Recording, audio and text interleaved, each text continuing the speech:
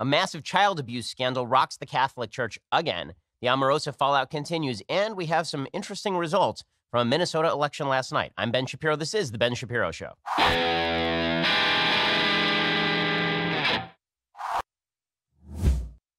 Oh, we have so much fantastic material to examine today. So many issues to look at and really delve into.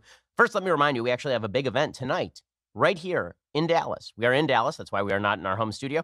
And we have an event tonight. It is nearly sold out. We just have a few tickets left. We've already sold something like 3,600 tickets. I think there may be less than 100 tickets left for the event tonight. We have one tomorrow night in Phoenix. Same deal. Rapidly running out of tickets. Go check out dailywire.com/events or Ticketmaster or livenation.com, and you can buy the last of those tickets and join a massive crowd of fellow patriotic Americans. So go check that out right now. Also, I'd like to remind you that your energy is flagging. It might not be flagging right now because it depends what time you're listening to this. But if it's the afternoon, you're looking around, you're going, oh, God, I can't believe there's another 7 hours to this day because it's actually only 10 o'clock in the morning. You're already dying. Well, that's why you actually need the Omax Cognitive Boost. If drinking coffee or energy drinks is not doing the trick for you, you need to try the Omax Cognitive Boost. It's a game-changing solution that fuels peak performance by boosting memory, focus, energy, and all-around clear thinking. You will indeed feel the difference immediately. And right now, Omax is offering my listeners 70% off a 1-month supply of Cognitive Boost Plus, free shipping, and a 60-day money-back guarantee. So if it doesn't work for you, you'd have nothing to lose.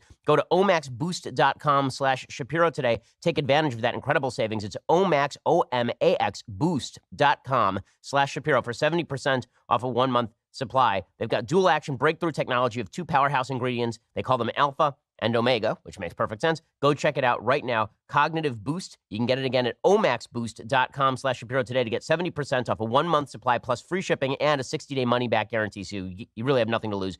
omaxboost.com/Shapiro. Terms and conditions do apply. Go check it out. It's solid stuff. Folks around the office have been using it. I can say their efficiency is up massively from where it was just a few weeks ago. I mean, they're just better at their job. So go check it out right now. omaxboost.com/Shapiro. Okay, so in what is truly a horrifying story. Yesterday, news broke of a grand jury indictment that was unsealed. It was a state grand jury report on sexual abuse in 6 Pennsylvania dioceses, including Pittsburgh and Greensburg. It represents about 3 million Catholics. It's only 6 out of the 9 dioceses, I believe, in Pennsylvania. So this is a very small sample size. But here's what it found. It's an 884-page document, 2 years in the making, according to PBS Local and CBS. It shines a light into the dark corners of these dioceses going back 7 decades, exposing the predators and the efforts of their bishops to protect them. Today, the most comprehensive report on child sexual abuse within the church ever produced in our country was released, says Attorney General Josh Shapiro. Pennsylvanians can finally learn the extent of sexual abuse in these dioceses, and this is just the latest example of a scandal rocking the Catholic Church. This is the biggest one in the United States. They say there are over 300 sexually abusing priests, members of the archdiocese hierarchy who are involved in the sexual abuse of minors. That is larger than the Boston scandal they made spotlight about. That was 150 to 200 priests over the course of the prior 50 years. This was something like 300 priests over the course of the last 30 years. There are over 1,000 victims. The report begins with a statement. We, the members of this grand jury, need you to hear this. We know some of you have heard some of it before. There have been other reports about child sexual abuse within the Catholic Church, never on this scale. For many of us, those earlier stories happened someplace else, someplace away. Now we know the truth. It happened everywhere. The report cites 301 priests, clergy, and lay teachers. This is not comprehensive. There are probably more, with credible allegations against them. There are 99 in the Diocese of Pittsburgh alone. Of those 99, a group of 4 groomed and violently sexually assaulted young boys, according to the Attorney General of the state of Pennsylvania. One boy was forced to stand on a bed in a rectory, stripped naked, and pose as Christ on the cross for the priests. They took photos of their victim, so they added them to a collection of child pornography, which they produced and shared on church grounds, according to Shapiro and according to the grand jury report. And then in something that sounds like all of the worst conspiracy theories you've heard about, Pizzagate. Okay, this actually happened. According to the Attorney General in the state of Pennsylvania, to make it easier to target their victims, the priests gave their favored boys gifts, gold crosses to wear as necklaces. The crosses were markings of which boys had been groomed for abuse, and therefore other priests would know which boys to abuse. According to the report, Victims were brushed aside in every part of the state by church leaders who preferred to protect the abusers and their institution above all. The main thing was not to help children, but to avoid scandal. Priests were raping little boys and girls. The men of God who were responsible for them did not only nothing, they hid it all. Diocesan administrators, including the bishops, had knowledge of this conduct, and yet priests were regularly placed in ministry after the diocese was on notice that a complaint of child sexual abuse had been made. This conduct enabled offenders and endangered the welfare of children. And the stories are just horrific. I mean, there are certain allegations that, honestly, it's hard to even report on some of these allegations because it's so heartbreaking and horrifying and evil. And some of the allegations were things like a 7-year-old girl who was forcibly sexually assaulted while she was in the hospital recovering from a tonsil surgery. A young boy who was sexually molested by a priest and then his mouth washed out with holy water so that he would think that this was part of a religious ritual. It's just horrifying in every possible way. And of course, there were people who were basically whitewashing this for a long time. So Cardinal Wuerl, who's active in Pennsylvania, obviously, he was asked about all this, and he said he doesn't think this is some sort of massive crisis.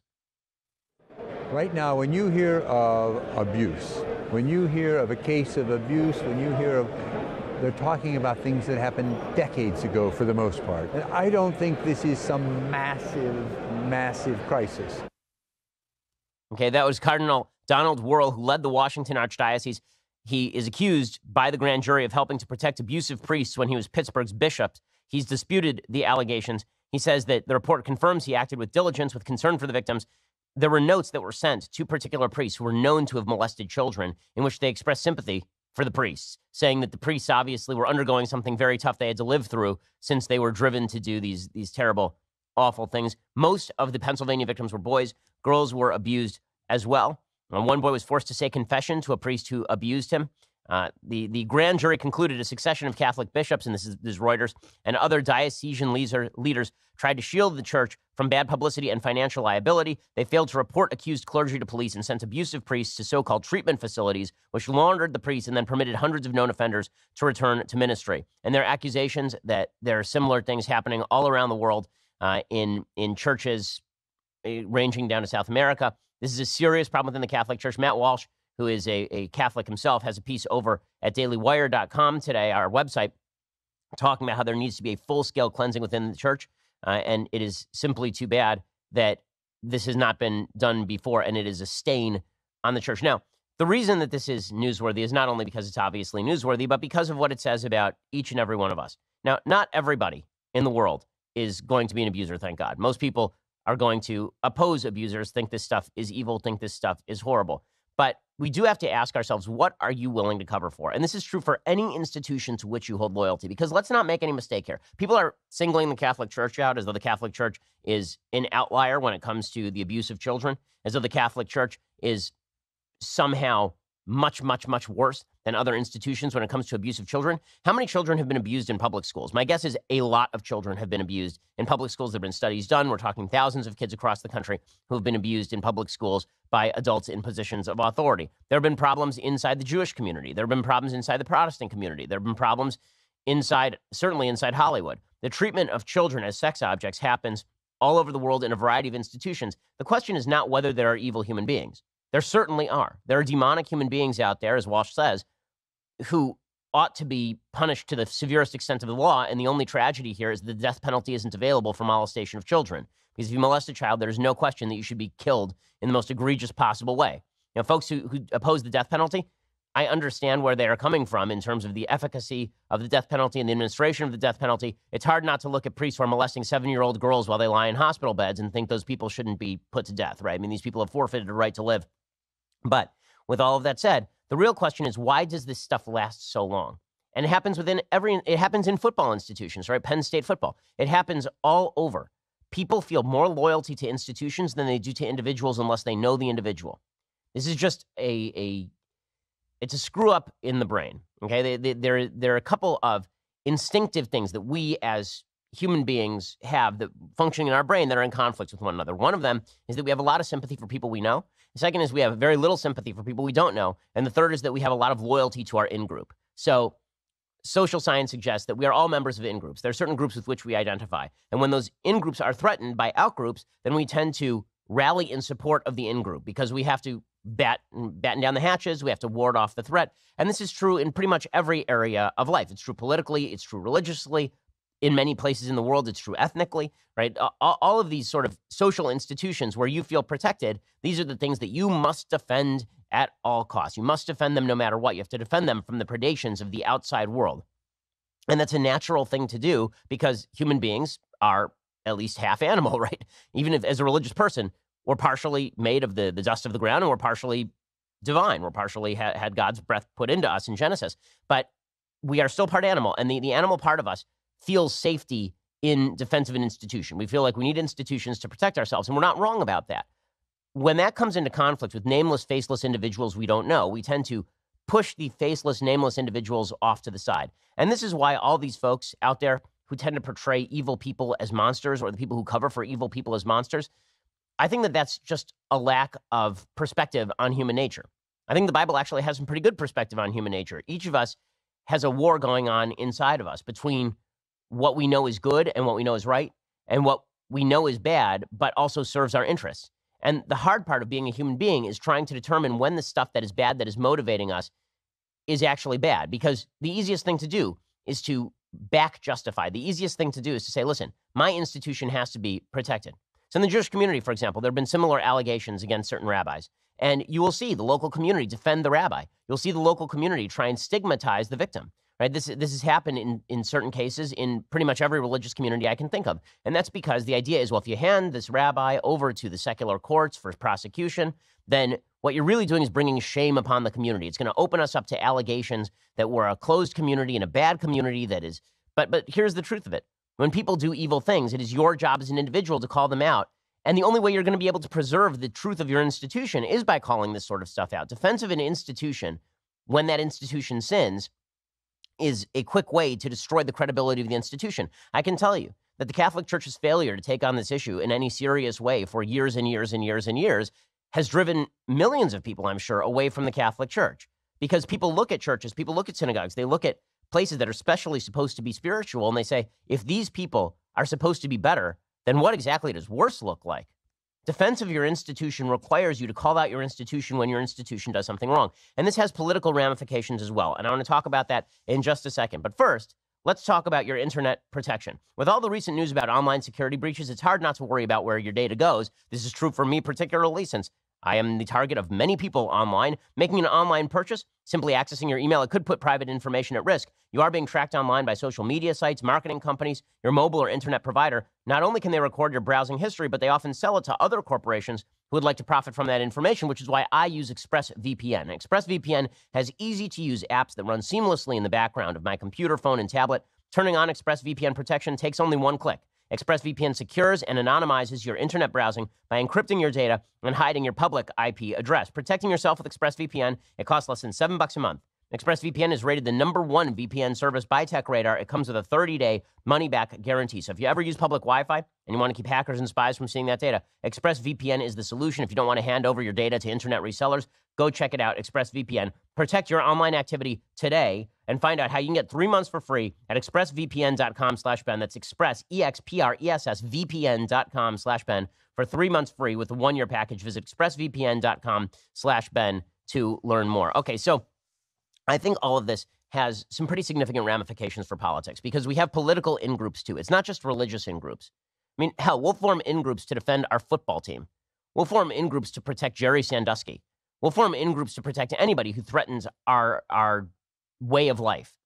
And those in-groups can be very dangerous. This is particularly true in the realm of politics because politics is an area where we must be having discussions with one another. It's an area where we must assume that the other side at least has enough goodwill that they want to have a conversation with us. And yet what we see in our politics today is that both sides are willing to justify virtually anything because we feel that our in-group is threatened. And here's the thing. We're not wrong about our in-group being threatened because you can have a mutually reinforcing system in which both sides begin to treat the out-group even worse.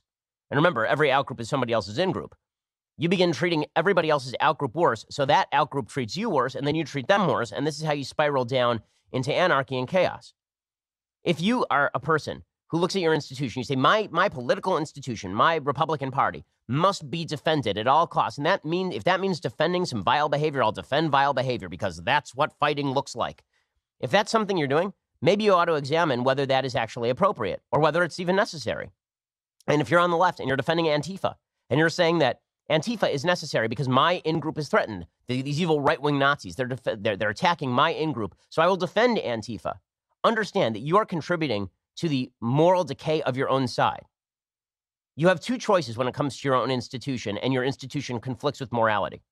Choice number one is to help cleanse that institution, keep that institution moral, while at the same time fighting off the people who would attack that institution for its actual morality. There's a difference between people attacking your institution for moral reasons and people attacking your institution for immoral reasons, right? People who are attacking the Catholic Church's handling of child abuse, they're doing so for moral reasons. People who are attacking the Catholic Church without recognizing that institutional failures occur at institutions at virtually every level around the globe, right? Those are people who are doing so for immoral reasons. So motive does matter here. When we begin to question each other's motives, it gives us a rationale for defending bad behavior on our own side, immoral behavior on our own side, and evil behavior on our own side. And this makes it more likely that our politics breaks down. It makes it more likely that there's religious conflict. The minute we stop trying to morally critique ourselves in the same way we critique the other side, the minute that we start seeing the threat to our in-group as more pressing than the morality of our in-group, we destroy the moral fabric upon which the in-group is based in the first place. Our institutions are killed from the inside. You want to save your institution? Make sure that you're as pure as you can be, and then make sure that you can fight the other side that is attempting to destroy you for things that are wrong, right? If the other side is just critiquing, that's one thing. If the other side is trying to destroy you for things that are just plainly immoral, like they're trying to destroy you for no reason, then that's when you fight back. But we have to choose when to fight back. So I'm going to talk about this in the context of a Minnesota election and President Trump. So in Minnesota yesterday, there was a really interesting election. So first of all, the blue wave is probably on its way. So people who are kind of whistling through past the graveyard here, maybe it's wrong. Maybe it turns out that Republicans somehow hold on to the House. Maybe it turns out that everything is fine. If the registrations in Minnesota are any indicator, as Ed Morrissey over at Hot Air points out, the data don't look particularly great for Republicans. Minnesota, of course, was a state that President Trump nearly won. It was much more competitive than Hillary Clinton certainly thought that it was going to be. And Minnesota last night, it had a bunch of primaries. The way it works in Minnesota is that it's an open primary, but when you go in, you can pick a ballot, and then you have to vote on that team's ballot. So if you are a Republican, you could theoretically go in and pick the Democratic ballot, but then you have to vote on the Democratic ballot the whole way. Well, last night, the Democrats voted on their ballots 2-1 in ratio over the Republicans. So there were a bunch of primaries on the Republican side, but Democrats basically showed up at a 2-1 margin over Republicans just for the primaries. That suggests that Minnesota is going to be extraordinarily blue this November. And if that's any indicator nationally, it shows that the level of enthusiasm on the Democratic side is extremely high. But the real story from last night in Minnesota is that the Republican gubernatorial race was between former Minnesota Governor Tim Pawlenty, who you remember from his lackluster 2012 run for president. He was in the race for all of about 5 seconds before he dropped out because he is about as colorful and interesting as dishwater. And he was running again against a guy named Jeff Johnson, who's a commissioner from Hennepin County. And Pawlenty was heavily favored, and then Pawlenty lost. And the reason that Pawlenty lost, it is widely perceived, is that Pawlenty was not supportive enough of President Trump. So going all the way back to 2016, after the P-word tape came out, the tape of President Trump talking about grabbing women by their genitals, Tim Pawlenty had said that President Trump was unsound, uninformed, unhinged, and unfit to be president of the United States. And so this came up in the campaign. Here was the final ad that was cut by Jeff Johnson in this particular race. And you can see him slamming Tim Pawlenty. Tim Pawlenty called Donald Trump unhinged and unfit to be president. Just weeks before the election against Hillary Clinton, Jeff Johnson supported Donald Trump both before and after the election, and it matters. When the Supreme Court and our economy were on the line, Tim Pawlenty stuck his finger in the wind. I'll lead based on principle, not polling, and I won't panic when it matters most. I'm Jeff Johnson, the conservative in this race, and I hope to earn your vote. Vote Jeff Johnson. Okay, so that was the basic that was the basic pitch that was made, is that it was terrible, awful, terrible for Pawlenty to say those terrible, terrible things about a man who'd just been caught on tape saying he was grabbing women by the genitals. And this was enough to swing the primary against Pawlenty. Pawlenty basically admitted as much. He said, listen, I'm out of step in the Trump era. And I want to talk about what Pawlenty gets wrong here and what the Republican Party gets wrong and what the Republican base gets wrong. Because I think everybody gets something wrong here. Here, Tim Pawlenty was explaining why he lost last night. Here was his explanation. People are going to ask, and what do you see in this result? I think, the circumstances we live in the era of a different kind of leadership in terms of President Trump and the like, and I just don't fit well into that era, into that picture. Okay, so he basically says, I will now recede into the West, and he will not be back in the near future. Now, the reality is that Pawlenty also lost because he was always milquetoast. Pawlenty lost because he went and was a lobbyist for 4 years after he was governor of Minnesota and after he ran for president in 2012. So it wasn't like he was a foregone conclusion he was going to win, but his anti-Trump stance really cost him. And he's not the only one, obviously. Mark Sanford, the Republican representative from South Carolina, he has been ousted now in a primary. Senator Jeff Flake in Arizona was ousted. He basically said he would retire. Bob Corker in Tennessee basically said he would retire. President Trump has become a litmus test for a lot of Republicans. And the reason for that is institutional loyalty. But it's a little bit more than that. I think that some of the institutional loyalty to President Trump, using President Trump as a litmus test, is partially justified. I think it's partially justified, and I think that it is partially unjustified. I think that it is justified in the sense that people want to see you fight for your party, and it's unjustified in the sense that if you criticize President Trump for good reason, maybe it's because he deserves to be criticized. I'll explain a little bit more about that in just a second. But first, let's talk a little bit, just for a second, let's talk about your sleep quality. The reality is you're not sleeping as well as you could be. The reason you're not sleeping as well as you could be is because of the sheets upon which you are sleeping. So you don't think about your sheets. You just went down to your local Sears and you picked up the cheapest set of sheets you could find. You're like, oh, who cares? It's just a piece of cloth. What does it matter? Well, the answer is it does matter, because a nice sheet makes your life so much better. People just don't spend enough money on sheets, frankly.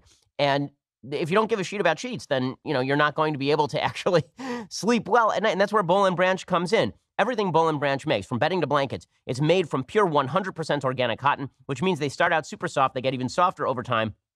You can buy directly from them, so you're essentially paying wholesale prices. Luxury sheets can cost up to $1,000 in the store, but Boll & Branch sheets are only a couple of $100. So even if you're looking at a luxury sheet, get this, it's a lot less expensive, and it's just the same quality. There are 3 ex-presidents who sleep on these sheets. They are fantastic. Shipping is free. You can try them for 30 nights. Boll & Branch sheets are so good that when my wife and I got them, we actually threw out all of our other sheets and only got Boll & Branch. They are that comfortable. If you don't love them, you can send them back for a refund. You're not going to want to send them back. To get you started right now, my listeners get $50 off your first set of sheets at bollandbranch.com, promo code Ben. That's BOLL and branch.com, promo code Ben. Again, $50 off your first set of sheets at bollandbranch.com, promo code Ben. Okay, so back to Pawlenty and Donald Trump is the new litmus test for the Republican Party. So you just cannot be in the Republican Party a winning electoral candidate and be highly critical of the president of the United States. And this is different than it was during George W. Bush's tenure. So when George W. Bush was president, there was a feeling that you could cross Bush and get away with it. You cannot cross Trump and get away with it. So why is it that Trump has become such a litmus test? Well, why? I think it's because of attitude.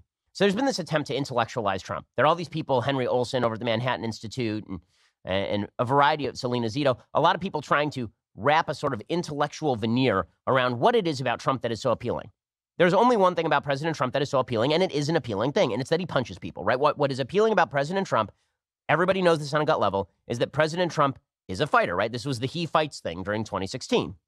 And as I said, during 2016, he is a hammer in search of a nail. Sometimes he hits a nail, sometimes he hits a baby. To understand why that's so appealing to the Republican base, you have to understand that this was a missing portion of the Republican soul for years and years and years and years. Okay, Trump won the primaries because he was by far the most aggressive, no-holds-barred candidate. There's just no question about it. Republican primary voters figured that he would do to Hillary Clinton what he did to Jeb Bush, namely manhandle her and then throw her through a wall, which is what he did to Jeb Bush. And they weren't totally wrong about that, right? Trump in the debates. I remember watching the primary debates and thinking to myself, it would be really amusing to see Trump on stage with Hillary, right? Didn't everybody think that? Didn't everybody think this would make great TV? And he would just hit her with the kitchen sink? That it wouldn't matter. He would bring up Juanita Broaddrick in debate, that he'd be the kind of guy who would bring up anything. And he did. He fulfilled his promise, right? So he pile drove Hillary Clinton after pile driving Marco Rubio and Ted Cruz and brutalizing Jeb Bush. What's more, backing Trump in the Republican primaries and in the general election lent voters a sense that they were in the fight. you have to understand, I think 2012 actually broke the country in a lot of ways. After Mitt Romney, who was the cleanest candidate in the history of American politics, was destroyed by Barack Obama and the Democrat media complex, as Andrew Breitbart called it, after the Democrats turned that clean candidate into a sexist who wanted to put women in binders and put black people back in chains and forcibly cut gay kids' hair, stick dogs on the top of cars, Republican voters basically, he says, what are you prepared to do? And still is. And so the Republican base began asking politicians the same question that Sean Connery asked, right? What are you prepared to do, right? That's the question that everybody is asking Tim Pawlenty and every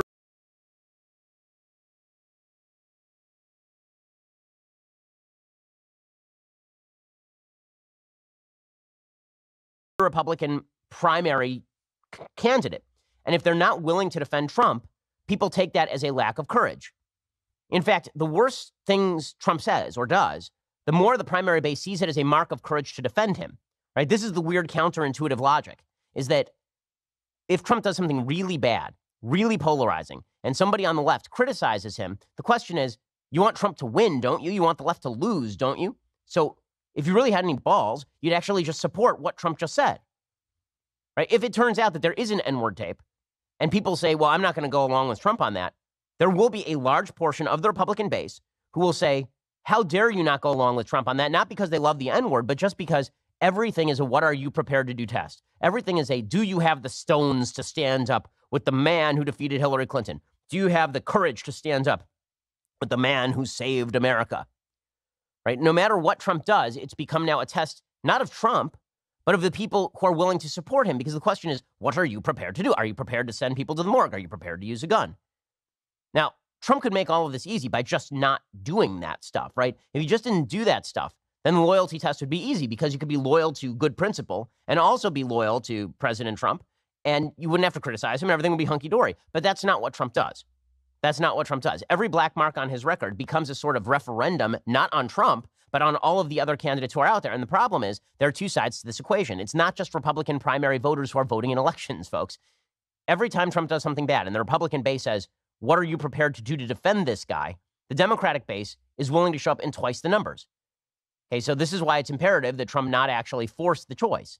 It's why it's imperative that Trump not actually force the choice. But it is important to recognize that Trump is filling a gap that the Republican Party left. Trump did expose a crack in the Republican political facade, which was an unwillingness to challenge prevailing political norms, right? He would go out there and he would say politically incorrect things, some of which were true. Some of it was just him being a jackass, but some of that stuff was true. And a lot of people said, okay, well, he's at least willing to, I mean, he drove right through that thing, through political correctness, like a truck driving through a plate glass window. And a lot of people on the right resonated to that. And then they say, okay, well, what are you willing to do to maintain the shattering of that glass? Because good that glass was shattered. And if the answer is that you're not willing to go along with whatever silly thing Trump did today, well, then that means that you're not loyal enough. That is why Trump has become such a litmus test. Now, is there an answer for conservatives who don't actually back some of the stuff that Trump says or does? Yes, there is. The answer is the same as it was before Trump was ever on the scene. And that is you actually have to show that there is some fight in the dog. You actually have to show that you are willing to step up and battle the left with just as much alacrity as President Trump has battled the left. You have to show that you are willing to go to political war with people on the left in favor of conservative principles, not just to go to war with the left. But you have to show that you are willing to step onto the battlefield and punch somebody in the mouth rhetorically if they deserve it. You have to show that you're in the fight. The reason Trump exists is because the Republicans didn't feel like they were in the fight. Trump came along, he felt like he was in the fight, and now everything he does is a referendum on whether you are in the fight or not. The other way to do this is that you have to independently show that you're in the fight. You can't wait for the president to lead. You can't be conciliatory. You can't go around pretending that the left isn't a threat to the American way of life. You actually have to go out and fight yourself. If you're an independent fighter, you can get away with this stuff.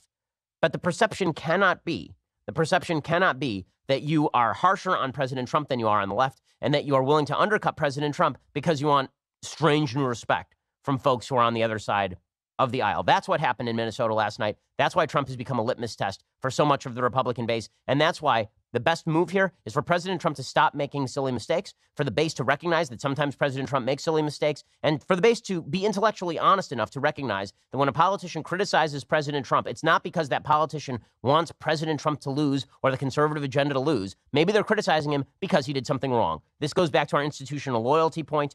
If you are so loyal to an institution, you are greenlighting bad stuff, maybe you ought to examine your own principles, because institutional loyalty is only earned when the institution itself is promulgating good things more than it is promulgating bad things, or when you are not promulgating bad things in order to uphold an institution that you think is promulgating good things, right? We have to hold ourselves to a higher standard as moral human beings. Okay, so in just a second, I want to get to Omarosa and an institution that certainly does not hold itself to higher standards. This would be our mainstream media. But first, you're going to have to go over to dailywire.com. For $9.99 a month, you can subscribe to Daily Wire. You get the rest of the show live. You get the rest of Andrew Klavan's show live, the rest of Michael Knowles' show live. You get a lot of stuff.